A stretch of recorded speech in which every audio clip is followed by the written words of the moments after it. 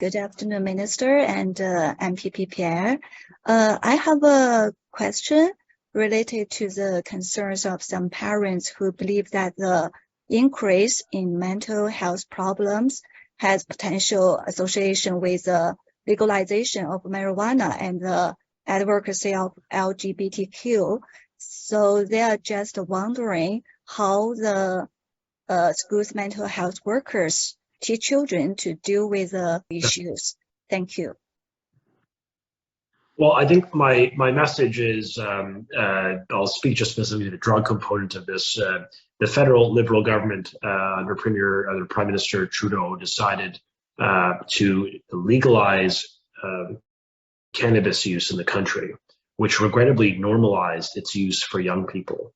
I am deeply concerned by the idea that young people think that cannabis is an acceptable everyday practice. We should not be normalizing recreational marijuana. While it is the federal government's prerogative, I, as a member of provincial parliament and a progressive conservative, believe we should not be encouraging the use of any drug use.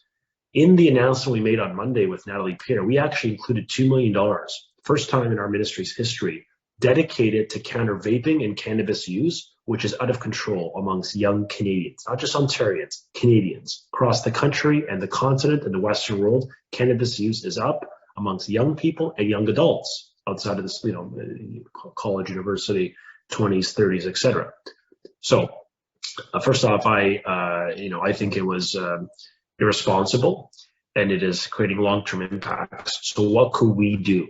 Part of this announcement is to educate young people. We're going to literally fund a campaign to young people on the platform they look at, Instagram, Snapchat, and all that. We're going to speak to the young people and to their parents to make sure they understand the long-term developmental impacts of regular sustained use of cannabis and vaping in other parts of the world. So my point simply is we've got to take a zero tolerance. We've got to really make sure that young people understand the consequences of this. Overall, my message is, just with the second part of your question, is I want to make sure that schools, publicly funded schools, are safe for every child. Honestly, I don't care your faith or heritage or orientation or gender or place of birth. I see dignity in every child. I see potential in every child, and I want to remove the barriers that set them back. And I want every child, including those that often are the most bullied and have the highest mental health issues, I want those kids especially to know that they're loved, that they're respected, and that their schools are going to fight for them. And that's the message we're sending. And I think that's a positive message. It's so important for mental health that young people feel affirmed, that they feel like their existence is valued. So our job is to make sure it's inclusive. Our job is to make sure it's focused on academic achievement. And as you see, I want our schools to focus on helping young people build skills that leads them to a good paying job, the jobs of the future. I want our schools to focus more on academic achievement.